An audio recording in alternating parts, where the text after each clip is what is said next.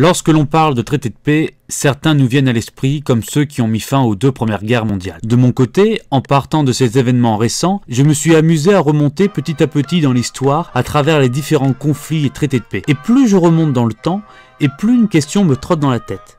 Et cette question est la suivante: quand fut signé le tout premier traité de paix de l'histoire?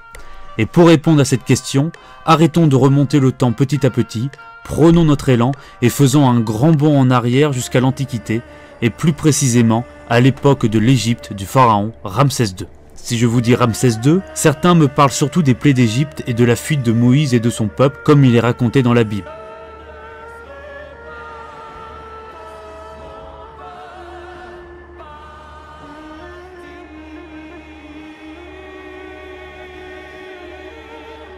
Mais l'histoire de Ramsès II va bien au-delà du mythe biblique et l'histoire nous le prouve. Ramsès II est le 3e pharaon de la 19e dynastie d'Égypte. Aujourd'hui considéré comme un immense guerrier, il mène une terrible guerre contre une autre grande puissance antique, les Hittites, dont le territoire se situe sur l'actuelle Turquie. L'enjeu de cette guerre est le contrôle des cités marchandes de Syrie et de Phénicie.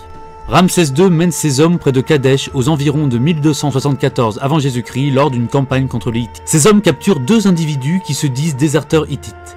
Ces derniers indiquent que l'armée hittite, menée par le prince Muwatalli, se trouve loin des positions égyptiennes. Mais ces 2 déserteurs ne sont que des espions hittites qui se sont volontairement laissés capturer afin de donner des fausses informations quant à la situation géographique de l'armée hittite, qui, en réalité, est bien plus proche de l'armée égyptienne. Le prince Muwatalli profite de l'effet de surprise et lance une offensive sur l'armée égyptienne. Les forces en présence sont les suivantes. Pour les Hittites, 40 000 hommes et 3 000 chars, et pour les Égyptiens, 20 000 hommes et seulement 1000 chars. L'armée hittite enfonce les premières lignes égyptiennes grâce à leurs chars et à leur infanterie. Tous les signes indiquent une victoire hittite, et Ramsès II peut voir son armée fuir devant ses yeux.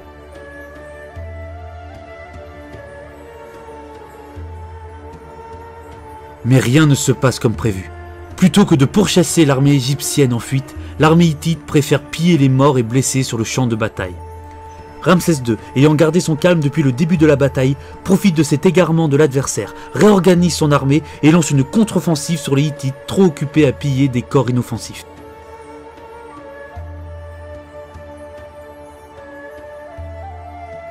Les chars hittites sont peut-être beaucoup plus nombreux, mais sont bien plus lourds que les chars égyptiens qui usent de leur vitesse afin de les contre-attaquer.